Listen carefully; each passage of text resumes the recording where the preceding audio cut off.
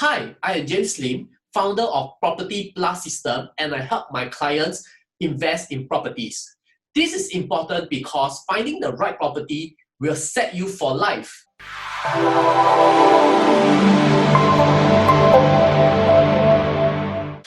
Now, here are the 3 questions you should ask yourself first before you buy your first property. Firstly, 99 years versus freehold. Which should you choose? There's no right answer or wrong answer. It depends on your point of view. So, firstly, there's no freehold properties in some locations of Singapore, such as Punggol, Sengkang, Tampines, Jurong East, and Jurong West. Now, if you would like to buy properties in such a location, do take note that there's no freehold properties around in this area. Moreover, freehold properties are normally not near the MRT station, and they are also not mixed developments. Okay, so hence, if you would like to prefer to buy a freehold property, it is best that you can afford a vehicle or a private car. Now, holding period. If you like to hold your property for more than 15 years, I would advise you to buy freehold properties. Or if your holding period is less than 15 years, I would advise you to buy a 99 leasehold properties. The reason for this is because it is statistically proven that a 99 leasehold property will do or give you much better return if you hold it for less than 15 years. However, if you hold for more than 15 years, it is better for freehold properties, as by then a freehold property will give you a better return.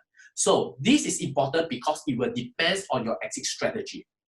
Secondly, would you prefer to buy a private condo or executive condo? Both of them has its pros and cons. For example, an executive condo is normally 25% cheaper than other condominiums, private condos, and are catered mainly for the Singaporeans. Hence, 2 PRs or a foreigner will not be able to purchase an executive condo. Secondly, if you are a Singaporean, you are able to have a grant up to 40,000 Singapore government grant. So this is very good for you to have a head start.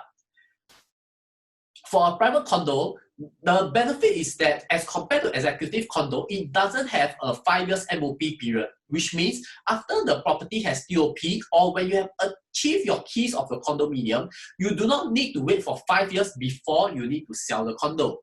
Moreover, private condos are located around Singapore, not in some specific locations. Hence, therefore, by looking at the URA Masterplan, you will be able to find better growth in such location. Now, for executive condo, they are mainly located in the Punggol, Sengkang, or the North like Yishun area. So, areas for executive condos are very selected and limited. Okay. Now, next, for private condos, it has a higher chance for a better return, which means my clients are able to achieve a return of equity of 50% or even higher. However, for executive condo, now because of the price that enter is much lower, the return of equity is much lower too. For example, around 10 to 20%. However, purchasing an executive condo will be able to give you a higher chance of a guaranteed return, which means there isn't even if it's a down market, there is even a lesser chance for you to lose money.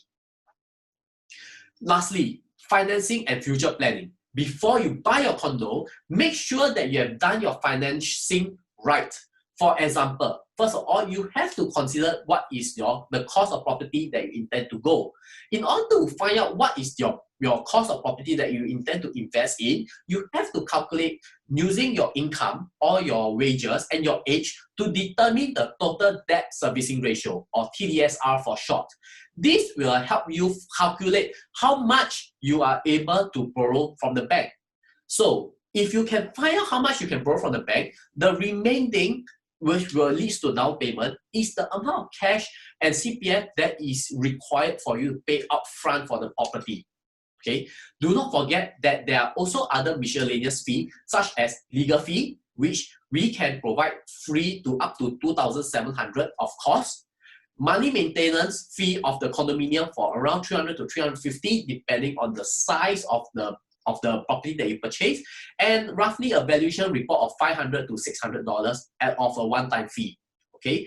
Now, next, you should also plan out, which I do for my clients, is that your future planning and upgrading is very important. What I mean is this, is that if you would like to purchase your first property, after your first property, 10 years down the road, you may want to purchase a second investment property or to upgrade.